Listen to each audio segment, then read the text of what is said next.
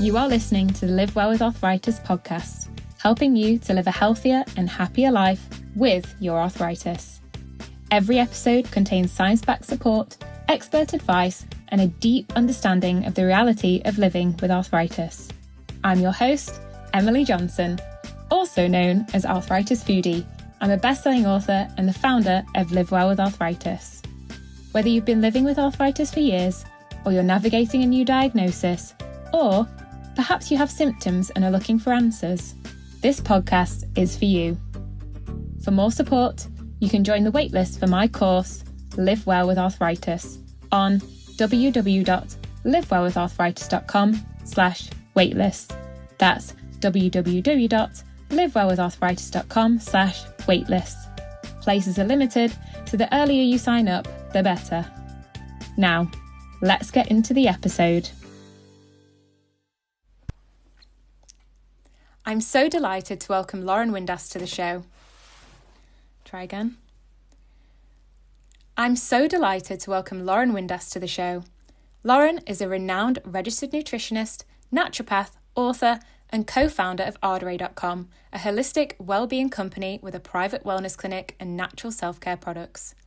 She works with clients both online and in central London, supporting those with chronic fatigue syndrome, as well as post-viral fatigue, digestive issues, weight challenges, and disordered eating.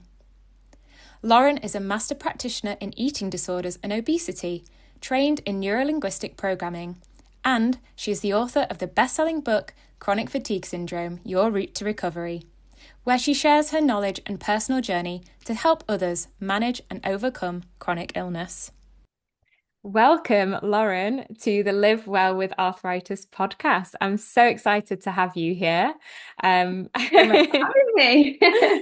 know we've been meaning to meet in person, so hopefully we'll get to do that eventually. But in the meantime, we're going to do this virtual podcast, and it's so wonderful to have you here. I'm very excited to join you. So Lauren, I'm going to start with your story because it's so similar to mine, and I'm sure many people listening to the podcast today, or wherever they're listening to it, whenever they're listening to it, will be able to relate to your story, especially fatigue in particular, which is a huge part of everything that you do. So could you start by sharing your story with us today? Yeah, absolutely. So my story began I want to say like 12 years ago now. So thinking back to kind of 2012, I was 19 at the time. I'm 31 now. And I was just going into my second year at university. So back then I was studying English literature at Newcastle. And obviously very exciting time in my life, kind of, where you're meant to be social, meeting lots of new people, trying to find out who you are and where you're going in life, etc. And I remember starting that it was just after the Freshers Week, coming back into second year. And I remember catching a viral infection. And I remember kind of throwing my head over, those kind of vapor rub sort of, what are they called? Basically when you kind of got the Olbas oil, or like menthol or Vicks or something. Exactly. Lots of Vicks, lots of menthol oil, steaming bowls of hot water with my head over to try and steam out the cold. I remember it just being something that really floored me, and I'd never really classified myself as like a super sick person in the past. I was pretty healthy, generally, never kind of came unwell a lot. And but this was something that kind of just knocked me for six. And I remember kind of the acute symptoms were lingering for a long period of time. And anyway, I went to the doctors just to kind of, because I just felt like it wasn't clearing. And it was probably about 3 weeks at this point. Interestingly, I got given and prescribed some antibiotics, which was interesting for a viral infection, and then sent home back to Yorkshire. I was just told to go and rest, let my mum take care of me, take 2 weeks away from uni, and then come back when I was feeling better rested. And whilst I did manage to clear those kind of acute viral symptoms, kind of the runny nose, the sore throat, the coughing, the spluttering, I went back to uni thinking, I'm fine, I'm all good. But there was still that lingering sense of unease and on being unwell. I couldn't quite put my finger on it at that point. I just felt like it was still kind of the remnants of this viral infection that was still there, that hadn't fully cleared. And then to kind of cut a long story short, I was going into lectures and I was just half asleep. I was having to go back to essentially sleep off the lecture afterwards. I was also waking up with kind of muscle and joint aches and pains. I had cognitive dysfunction, so like brain fog, which was a really strange symptom at that time because it was something that the only way I could equate it or describe it was almost feeling like hungover. And that was actually one of my worst symptoms, was this kind of severe brain fog. And yeah, it was just really strange. It was like woolly headedness of feeling like I was almost walking around in a daze and in a bit of a dream, and I couldn't fully make sense of things. Like, even obviously English literature demanded a lot of reading. I couldn't quite make sense of what I was trying to take in. I kind of lost concept of things like time as well. Time used to kind of flash by in an instant, and I just didn't feel myself really. And again, going back and forth to the doctors, had a full battery of tests done, a lot of things ruled out, and they were just really shrugging their shoulders. We can't find what's wrong with you. And it wasn't actually until I'd actually visited, I'd kind of gone around for second opinions. I actually visited a consultant on Harley Street who was the first person to mention the words chronic fatigue syndrome. And I actually was never formally diagnosed at that point because I was terrified at the prospect, because obviously when you Googled ME, CFS, it's such a terrifying thing to see that there is no cure. And there's a lot of doom and gloom online about it. So for me, I didn't for a long time, didn't really face up to that label. And that's kind of what led me then down on the path of really kind of working on, in terms of complementary therapies, really exploring nutrition, my diet, my lifestyle. And I always say that it's a bit like putting jigsaw puzzle pieces back together, because, with CFS recovery, it's very much a snakes and ladders approach to recovery. You sometimes feel like one day you're up, the next day you're down. It's certainly not a linear process, but what I would say is that journey, because unfortunately I didn't have anywhere else to turn within the NHS and the options that were given to me at that point. So it was about putting those jigsaw puzzle pieces back together in terms of making those changes. And of course, over time, that led me to kind of get better in terms of where I am today. And of course, I learned so much along the way. And I knew there was nobody talking about this subject either.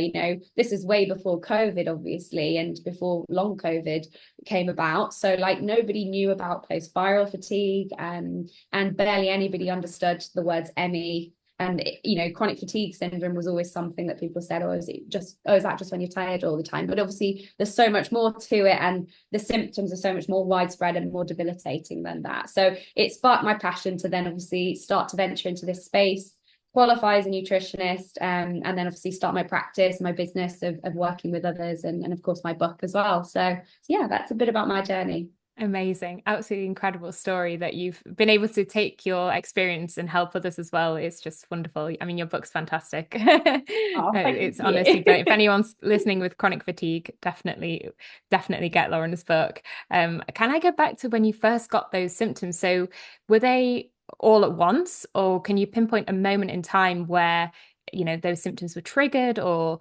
do you think, was it an accumulation of different things all at once? Or well, it's interesting because I look back now and you can kind of see, obviously hindsight's 2020, right? So you can kind of see that, I mean, at that time I probably was slightly immunocompromised, because I remember I had a boyfriend, first ever boyfriend actually at university, and we nearly broke up. So it was kind of that first love syndrome of, just feeling very stressed. It was weird because it was something that kind of floored me. It kind of came out of nowhere. We ended up actually staying together, but then didn't last that much longer. But to kind of say that at that point, I felt like my stress threshold was reduced as a result of that, because it felt quite, I guess, maybe traumatic. It's kind of what you interpret as quite a severe stress, but it just kind of came out of nowhere. And anyways, that was something where I felt like there was a stressful episode. And then on top of that, it was a few days later that I essentially caught this viral infection. So kind of a stressful event, this viral infection, and then of course clearing those acute viral symptoms, kind of the nasal, kind of the nasal symptoms and things like that. But there was the lingering feeling of fatigue and malaise, but I went back thinking that that's the last thing to go.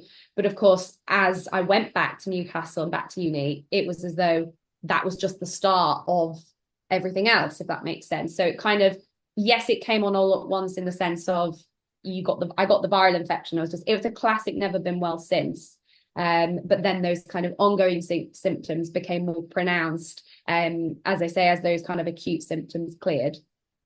Gosh, yeah. And it's so hard when you're so young as well, with with people around you. Yeah. How is that at uni? Because it's, it's very hard when people are thinking that you're just hungover, but you're not. Yeah, absolutely. And I think like you also at that time, you don't want to be associated as the quote unquote sick person.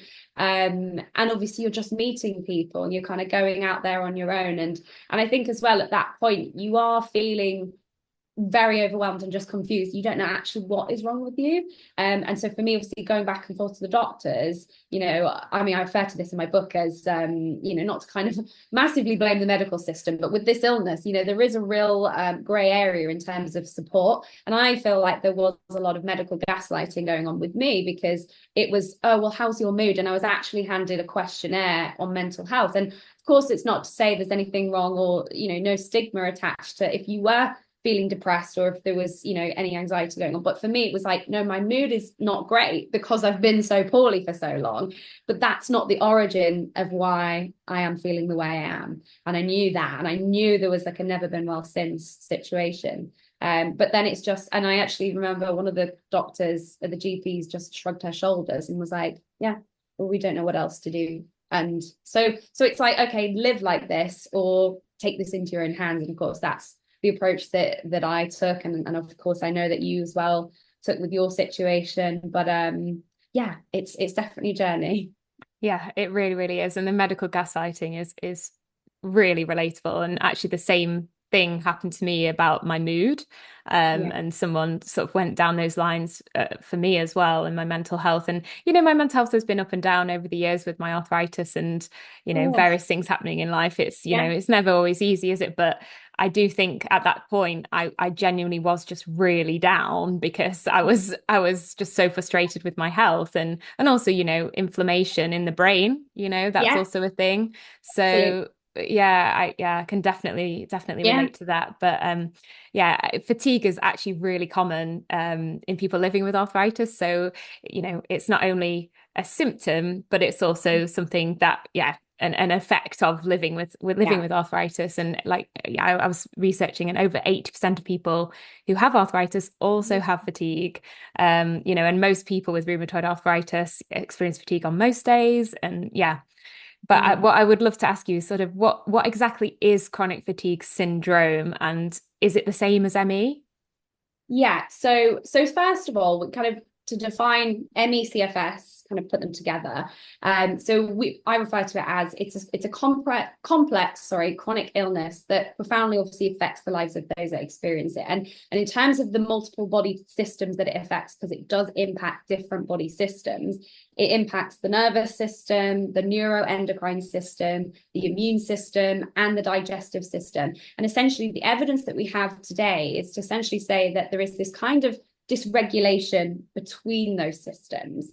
And of course, as we talk about the word syndrome, a syndrome is just simply a constellation of signs and symptoms. We, in Greek, it refers to the kind of idea of running together, things that kind of run together, but not necessarily it's the case that, symptoms are 100% consistent between patients, although of course there are similarities in patterns there. But when we talk actually about the terminology, so first of all, you've got ME and CFS. If we break down ME first, ME stands for, it's an absolute mouthful, but myalgic encephalomyelitis. So if you were actually to break those terms down, my is a shortened form of myo, meaning muscle. You've got algic, which is the adjective form of algia, which means pain. Encephalo, meaning brain, and myel, meaning spinal cord, and itis, meaning inflammation. So if you was to break that down, what that means is ME is referring to muscle pain and inflammation in the brain and spinal cord. Now, that term actually came about because there was an outbreak at the Royal Free Hospital in London back in 1955. And this was thought of as what was going on in the illness. Of course, that is controversial, and it's not a pathologically proven explanation for what is going on in the body in this illness.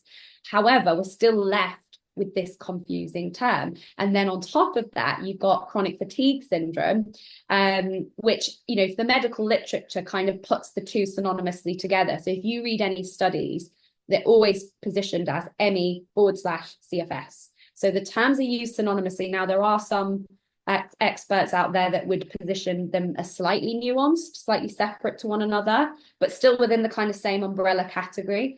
But for me, I refer to CFS, even though I have qualms about it. It's a lot easier to kind of break down than ME.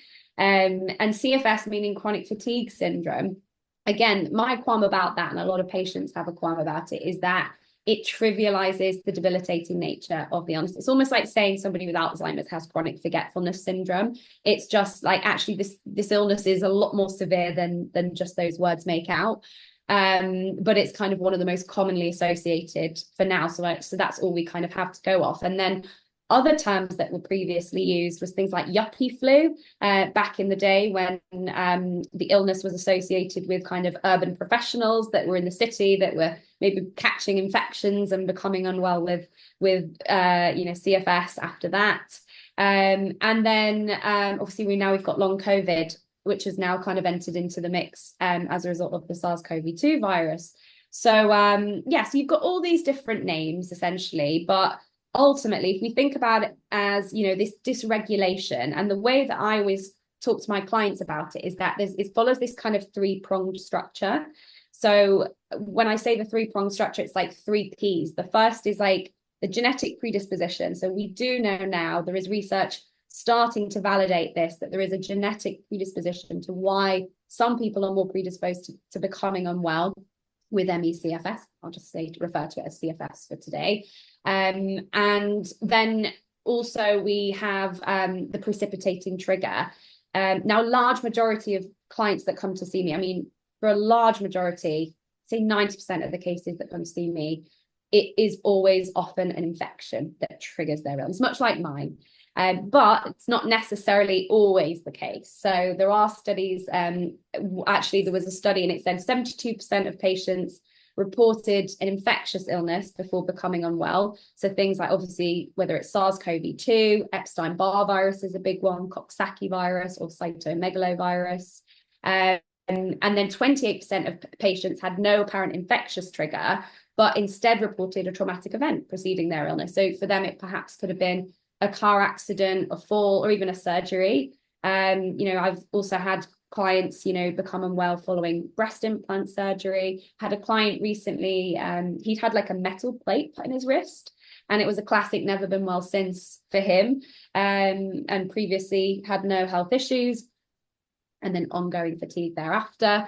And for some people, it could be vaccinations as well. So vaccinations being just as much of a common trigger as the infections as well.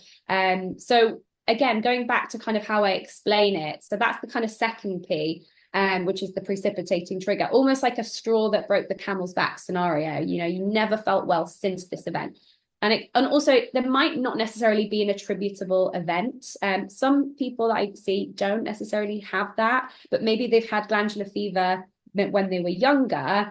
They weren't necessarily flawed by it, but they've lived a very stressful life. And then there's some stressful episode happens that then kind of knocks them over in terms of into that field of ill health. And sometimes it's just a build-up. But more often than not, there is an attributable event. And then that third P is this idea, these perpetuating factors. And this is essentially where that trigger has created this dysregulation. And the way that I like to refer to this is it's almost like a software, not a hardware problem. So if we're thinking about the body, like every time that, we breathe, just every moment of life, we have these physiological processes that are at play. to try and essentially keep us alive, you know, to regulate our heart rate, our body temperature, just to fuel our brains, for example. And of course, in ME and CFS, what we're dealing with is this dysregulation where essentially it's like the seesaw gets tipped into imbalance. So homeostasis is the idea of kind of coming back into balance. With CFS, it's not doing that. So you're kind of chronically stuck.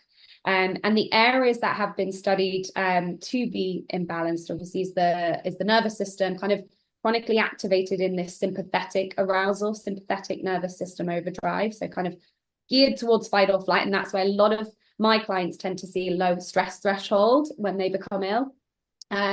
Also, of course, immune system dysregulation. So it could be the case that obviously following an infection, you clear it. So it's kind of an acute infection, but you have almost like an autoimmune reaction to that. So your body mounts an autoimmune response as a result.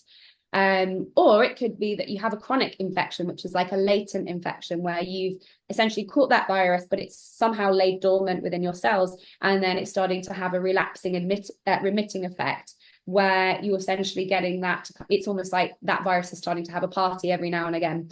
And it's starting to kind of, you know, come out of the woodworks and obviously contribute to ill health. We also see high levels of inflammatory cytokines in CFS. You mentioned neuroinflammation earlier, so neuroinflammation is also a big part of it. And then also mitochondrial dysfunction. So these tiny little energy factories that live within the cells, studies have also found reduced levels of ATP, which is the kind of chemical energy making molecule, if you like. It's like the battery of the cell is not producing energy quick enough to meet the demands of the body, essentially. And then finally, we also know that it impacts the digestive system. So we'll talk about the digestive system, we'll talk about the microbiome, decreased levels of those friendly bacteria. So things like Bifidobacterium, Faecalibacterium prausnitzii. So there's a friendly bacteria that actually help to regulate our immune system and an immune function. But also things like GI infections. You know, we've seen like parasites, for example, gut viruses, so enteroviruses, and also candida as well. So it's, as I say, it's a minefield. My role as a practitioner is really to help kind of drill into the root drivers of what could have essentially brought that person to where they are now. And obviously we use the power of that in terms of functional testing, in terms of how we can find the needle in the haystack, so to speak, of really what's got them to where they are and how we can get them moving forwards in their recovery journey. So that's a very waffly answer to your question. Absolutely not. It was not waffly at all. Not waffly at all. And I mean, it just shows that it's definitely not just feeling tired. You know, there's so much going on there. And how does all of that's going on, you know, all of those systems that are in, you know, the mitochondria aren't getting enough of their ATP, all of those things. How does that manifest in the body, you know, symptomatically? What are the sort of top 5-10 things going on? And how would you define the symptoms of chronic fatigue syndrome? So with the symptoms, of course, I'm going to say fatigue first, aren't I? I mean, fatigue obviously being kind of the overwhelming symptom that's there, but of course it's not the only thing that's going on. In fact, one of the hallmark symptoms is you've got the fatigue, but the hallmark symptom, this is actually one of the keys in terms of the diagnostic criteria that you have to have in order to meet a diagnosis. Because diagnosis is actually based off, it's a diagnosis of exclusion. So it's where your GP would essentially run a variety of blood work, tests and things to rule out any other potential causes of your fatigue. And then it's essentially matching up to a criteria of symptoms. But the hallmark one is post-exertional malaise. Now that word is, we can call it PEM for short, but it's essentially, I always refer to it as payback. It's essentially where you go past your energy envelope, your energy threshold, and you're essentially left paying for it thereafter. So, and it's not to say that that's, something like you've overdone like loads of different things. It could be something really minor because obviously your threshold reduces. So it could be for some people walking to the other end of their garden and then they crash. And when I say crash, that means that all of their other symptoms that are there, which I'll talk about in a minute, start to hike up. And of course, fatigue hikes up as well. So they're maybe in bed for a few days. And again, it depends on each individual because we know ME/CFS is a spectrum disorder. It impacts 25% of people are housebound or even bedbound, which is really, really awful. You know, for that population, it's a huge struggle for those to get support. And of course, the rest are a bit more mobile, a little bit more functional. Some people working part-time, some people maybe off work. So it does vary, but of course that threshold could be, I'd say, walking to the other end of your garden. For some people, it's as minor as brushing your teeth or getting in the shower. So it depends, but if you go past that threshold, you're met with a crash. Other symptoms are cognitive impairment, so things like brain fog, what else? Memory lapses, for example, painful joints and muscles, frequent flus and infections because of obviously you're immunocompromised. Gut symptoms, very interesting. I actually had gut issues prior to becoming unwell with CFS. And actually studies have shown, there was a study that showcased that 92% of CFS patients had IBS and presented with IBS. And in fact, a lot of those cases precede a diagnosis of CFS, which is interesting. Food and alcohol intolerance is a big one. And also another big one is like light sensitivity, chemical and sound sensitivity. So you're just kind of environmentally sensitive.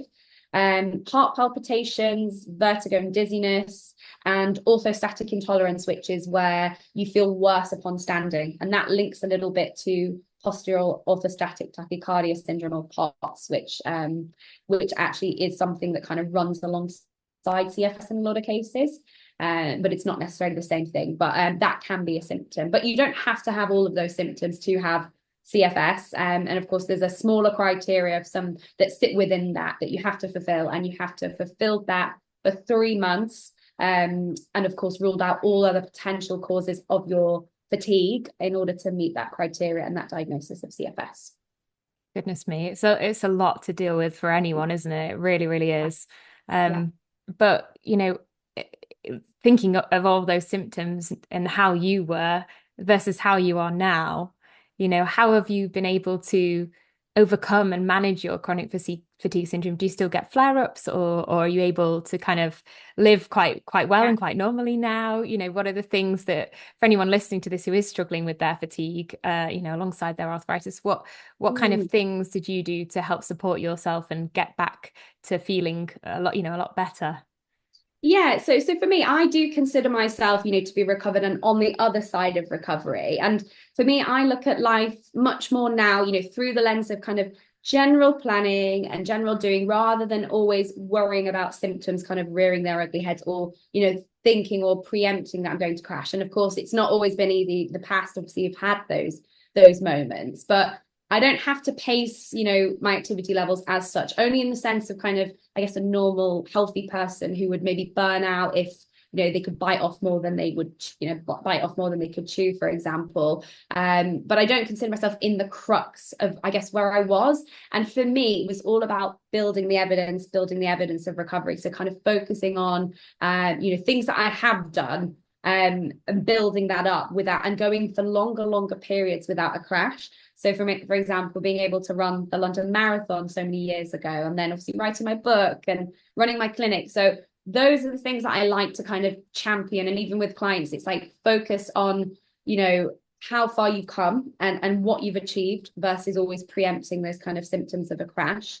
And so that's what I like to look at. And pacing obviously has been such a big part of that. So pacing is all about kind of really rationing your energy envelope, you know, tapering things back in the short term to then eventually grade those up. And of course, recovery, I mean, the way I talk about recovery is that it's a process, you know, where there's an improvement in health and well-being, a better return to functioning. It's a process of, I would say, like transformation and an upward trajectory towards better health. It's not about always focusing on this idea of, I guess, 100%, because sometimes we become, when we have chronic illness, we become so hyper-focused on our bodies that we almost forget, you know, what health looks like. Health is fluid. We all have down days, we all have niggles, and of course we all strive for a state of optimal health, but obviously what does that look like? So I always say to people, you know, recovery can be full or partial.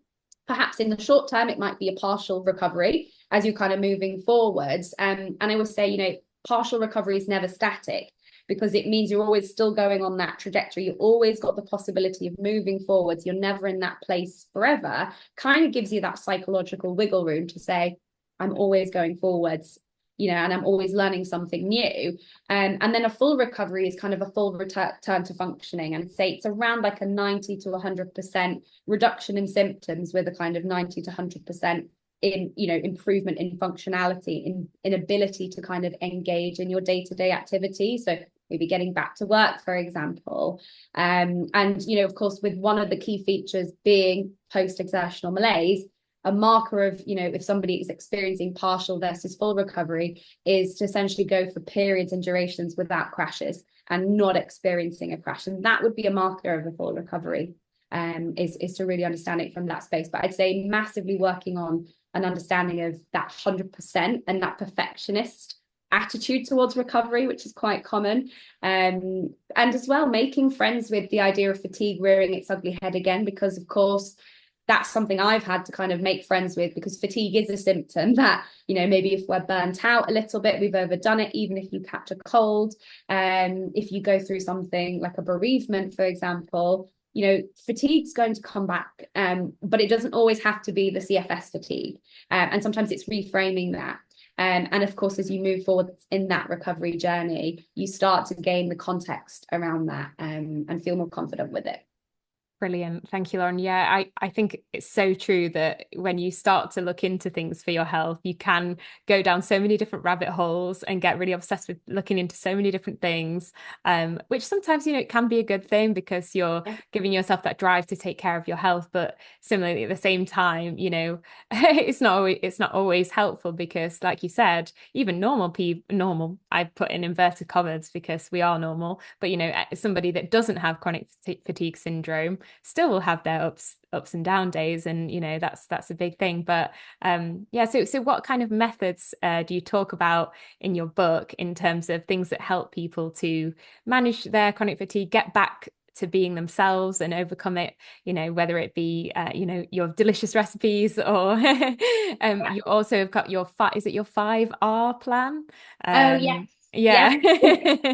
Yeah, so I Let's mean, talk through some certainly. of that. Yeah, of course. So I mean, certainly kind of when I'm working with a client, you know, I try to kind of make sure that we do cover a 360-degree approach, because of course, you know, with my journey and of course with a lot of my clients, it's not about one sole thing, right? So it's about putting the context together of everything that's going on in their life and drilling down into, you know, okay, what is it that's maybe brought them to where they are right now, but we still address all of those pillars together nonetheless. And you know, one of those is obviously pacing, which is really getting them to really ration their energy envelope. So we look at really evaluating their routine. I always ask them to complete like an activity diary of, you know, what they're doing day to day, and in terms of how that's, if it's energy giving, if it's energy neutral, if it's energy draining. And it's not just the physical tasks, it's also the cognitive, it's also the emotional tasks as well.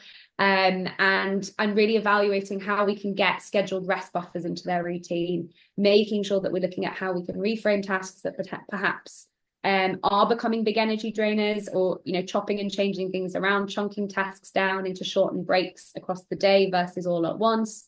But we're making sure that we've got enough space for deep rest that's there, because obviously we really need to work on calibrating the nervous system.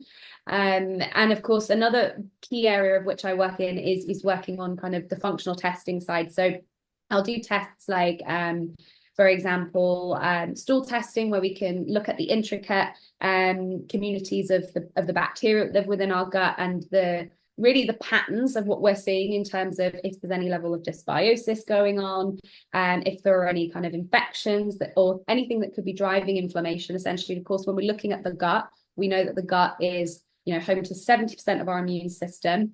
We know that we have a whole network of neurons that live within our gut. So the gut and the brain are intrinsically connected. Of course, that's going to impact those cognitive symptoms, and also that stress side of things, which is hugely impacted in CFS. But also we know that, you know, those gut bacteria, as they educate that immune system, they also can play a role in the mitochondrial function as well. So there's little energy factories hormonal balance as well. So it really can give you a lot of insight. The other tests that I tend to use are things like adrenal stress profiling, where we can look at cortisol levels. So really for me, it would always be about, where we go in terms of what would be the best test for that individual. Because obviously there's a lot of options out there and it can be a bit of a minefield. But I'd say the most common tests that I would use would be, things like a stool test, whether it, or if it's a salivary stress sample or an organic acids test, where we can look at those functional markers of the metabolism in detail. And then following that, it's obviously working on the nutrition. So really peeling back the layers. So this 5R process is really a protocol that helps to rebalance the gut and the immune system. So with this, we've got the first pillar, which is remove. And this is all about giving the gut a break. It's giving the gut a break from, anything that might drive inflammatory processes, essentially. So it's kind of your typical high sugar, refined foods, your ultra processed foods, alcohol, caffeine, trans fats. But also it's about identifying any problematic foods in the diet. So I'll often get clients to complete like a 3-week food and symptom diary to just really ascertain if there is any specific components. It might be histamine, it might be gluten, it could be FODMAPs, for example, that could potentially be inciting a reaction for them. It might be that their symptoms are worsened upon eating a specific food group, for example. And then obviously if there is, we isolate that trigger and then we remove it. And then obviously we try and reintroduce just to kind of see how the body reacts. But removal can also be about weeding as well. So if we do detect from any sort of stool test results that there is dysbiosis occurring, there may be a case for targeted supplements like antimicrobials. So things like wormwood or Japanese knotweed, for example, or caprylic acid, to help kind of just weed out that environment, because obviously we're looking to create a really diverse community of bacteria, but we want the friendly guys and not the kind of too much of the bad guys, if you like, or the disruptive types of bacteria.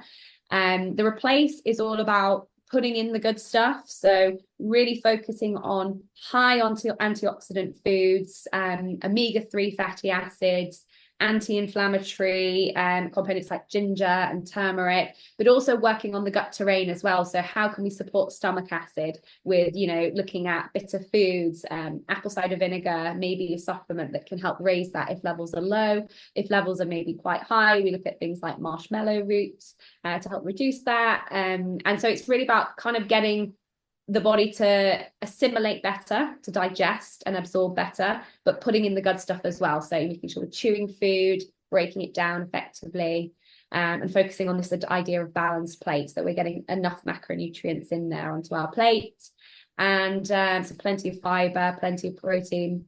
And then the re-inoculate. So this is all about repopulating your gut bacteria, because even though whilst we know that, there is this kind of deficiency of friendly bacteria that we do tend to see in groups of CFS patients. And of course, we can look at that more targeted and intricately when we're looking at somebody's stool data.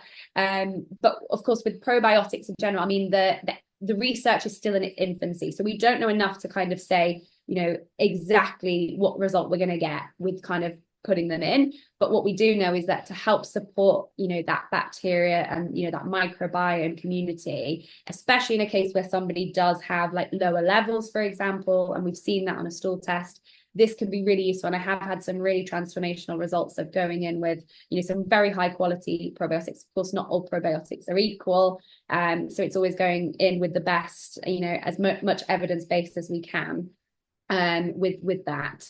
But he's equally just considering, prebiotic and probiotic foods. So that's prebiotics is anything that feeds the bacteria in your gut, things like bananas, oats, apples, artichokes, asparagus, for example. And then your fermented foods are essentially the foods that do contain the live bacteria. So that's anything from miso to kimchi to sauerkraut, and all the kind of funky stuff, really. So trying to get your gut to kind of really nurture it and give it back that diversity, not necessarily always through supplements. You can do it through foods as well. And then the repair stage is all about working on that mucosal barrier. So we know that when we talk about the gut has this network of enterocytes, these gut cells, and these have these tight junctions that can become porous, they can become permeable. And if that happens, because everybody has a level of gut permeability, which can be normal, but for some people, it can become chronically activated, chronically permeable. And the gut's kind of meant to kind of seal itself naturally back. So with this, the repair stage is all about supporting the integrity of that gut barrier. So it's giving things like the amino acids that can help to support that. And obviously that will help to dampen down inflammation, which of course we know is a key driver of various different, chronic diseases, including autoimmune conditions and of course CFS. So working on that, it's all about, I always recommend things like bone broth if they incorporate animal proteins, whether it's making it yourself from like, roast dinner and using the carcass and making it yourself, or just buying those in batches from companies where you can just freeze them, cook with them or drink them on their own. If you're vegan, then there's also the option of something called zinc carnosine, which is a supplement which has been shown to support gut barrier integrity. So so there's always the option of that, but it's really important that we focus on that repair stage. And then the rebalance stage, which is the final stage, is kind of all of the stuff on the periphery of that. So the lifestyle stuff around it. So how can we work on stress reduction? A key part of how I work is on the mind-body connection, is, working on any kind of limiting beliefs around recovery. Somebody doesn't really think that they can get better. Maybe they think other people can, but they can't, versus, maybe any toxic thought cycles that are there, that maybe every day they're constantly filtering for symptoms, or they're in a fear state that they're going to crash. All of these different mind worms that we have are common, and of course your body listens, because we know the body is intrinsically connected to the mind. So it's really about working, and it's not saying in any way, shape or form that the illness is psychological. It's saying that actually, yes, it's physiological, but we know that we can actually hugely impact that through the thoughts that we think and through the nervous system and how we activate that nervous system. So it's really important that we address that.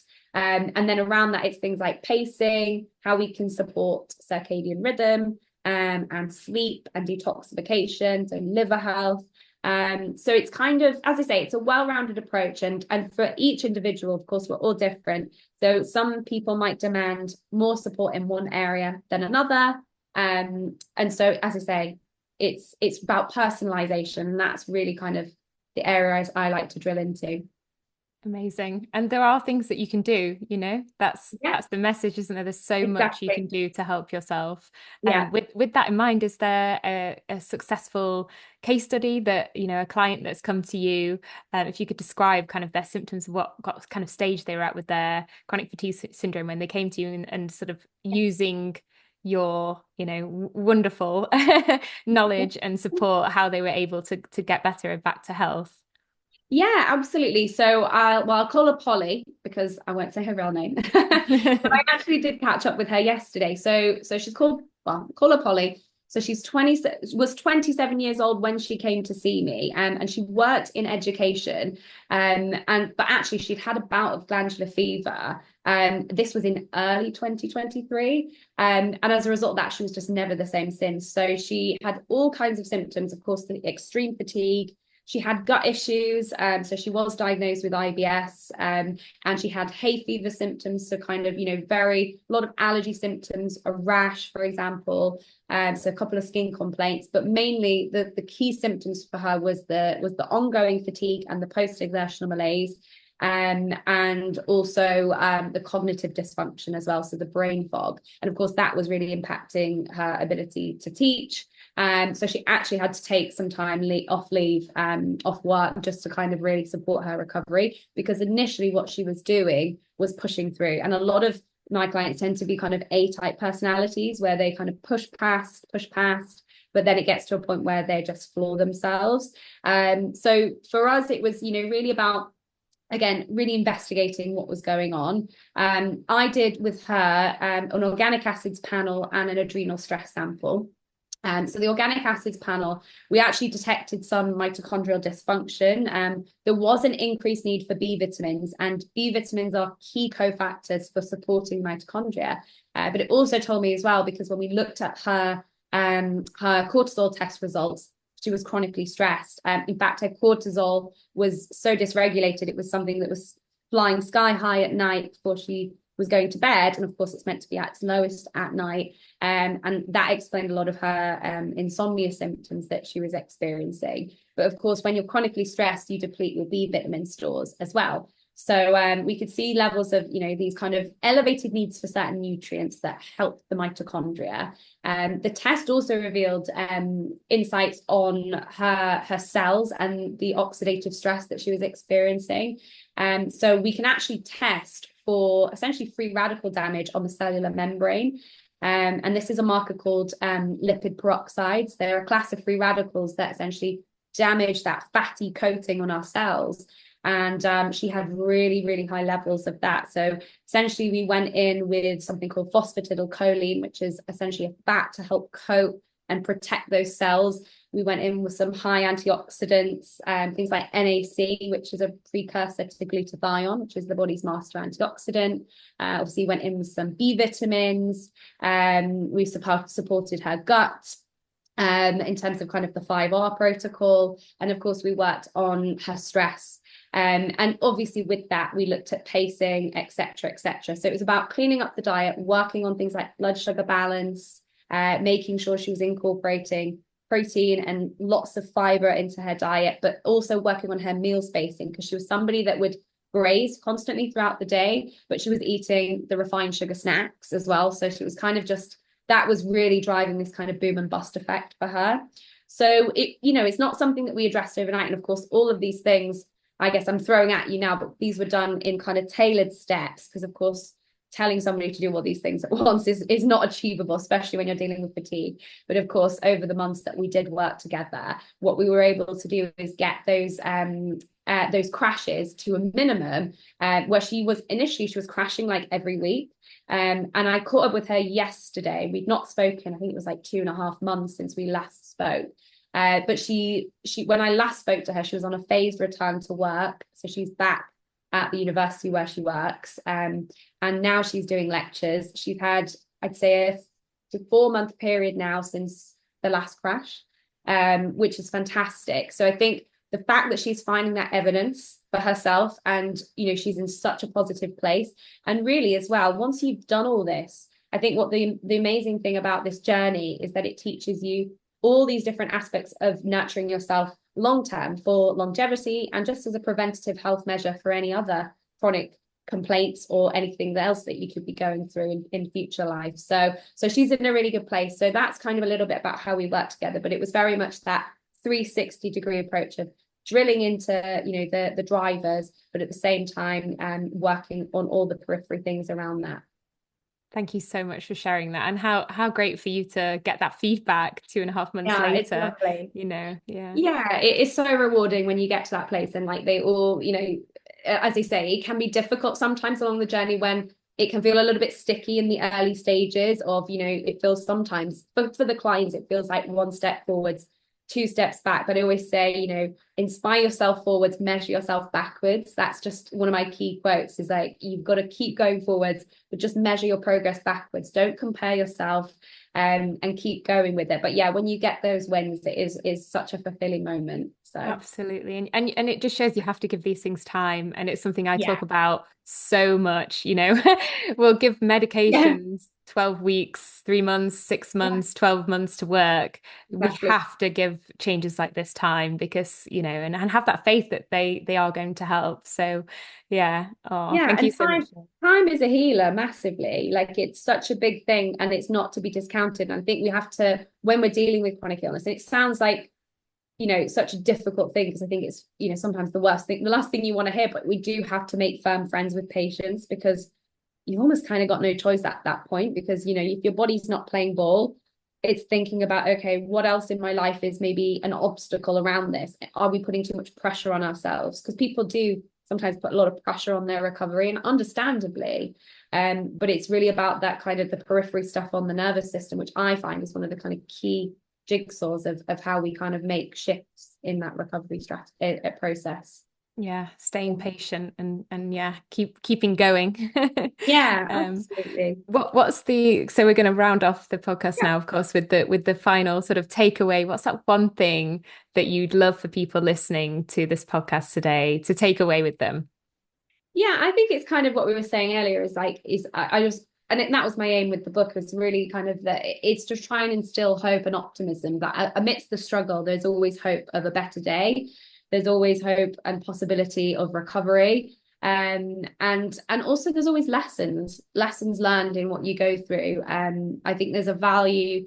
I always got to remember that from, I think it was one of my practitioners when I was the one that was struggling, and it took me ages to kind of, see those shifts, was, there's such a value in lessons learned in those struggles, as hard as it may be when you're in that. It's sitting with that pain and really focusing on, okay, this is a call to maybe redirect me in terms of looking at my life and where I'm going. But it's certainly here to tell me something, and one day I'll look back and I'll appreciate and you will appreciate your health so much more than maybe other people who take it for granted. Absolutely. Thank you so much for being here today, Lauren. Where can people find you? And please talk about your book a little bit more and your clinic. Yeah, where can people find you? So you can find me, or hang out on Instagram quite a bit. So you can find me on Instagram as Lauren Windas Nutritionist, and my company Ardere, which we are a private, a self-care company. We operate as a private wellness clinic. So we have a team of nutritionists working in the functional medicine space, also psychologists as well, where you can get support on your mental health. And we also have a range of self-care products. So you can find us on ardere.com. So that's spelled ARDERE.com. And my book, Chronic Fatigue Syndrome, Your Route to Recovery, that really kind of, it's separated into three parts, really. It's charts my journey and my story. The second part is all about the science, contextualizing of what we know so far. And really the aim was to kind of, as much as it's a complex subject area, I've tried to write it in as fatigue-friendly a format as possible, and just break down that information so that you can understand that, there is something happening to your body. And this helps to kind of make sense of that in a very easy to digest way. No pun intended. As we talked about digestion. And then the third part is all about the kind of practical self-help strategies and tools that you can use. So we talk about things like functional testing, where you could explore that, how that compares with NHS testing, what specific dietary strategies you might look to employ, how can you incorporate pacing into your life, and also how can you work on the mindset around recovery as well. So it's all about those different pillars that we talked about earlier on. So that's a bit about my book, and you can find out more information via our website, or you can get on Amazon. Wonderful. Thank you so much, Lauren. And I'm sure we'll have another conversation again soon, I hope. Absolutely. No, it's been lovely chatting to you. You as well. Take care. Take care. Thank you for having me. Bye. You've been listening to the Live Well with Arthritis podcast. If you're enjoying it, please follow and leave a review. I'd really love to hear from you. To sign up to the waitlist for the Live Well with Arthritis course, head to livewellwitharthritis.com/waitlist. For any questions or to suggest topics, email us over on hello@livewellwitharthritis.com. You can follow me over on @arthritisfoodie, that's ARTHRITISFOODIE. And you can also follow Live Well with Arthritis on @livewellwitharthritis to stay tuned for the latest updates, news, podcast episodes, recipes, and a whole lot more. I'll see you there. Until next time, live well and lots of love from me to you. P.S. Before you go, I have to let you know that this podcast is presented solely for educational and entertainment purposes only. It is not intended as a substitute for the advice of your medical professional, whether that be your rheumatologist, GP, specialist, or other qualified professional. Thanks for listening, and I'll see you in the next episode.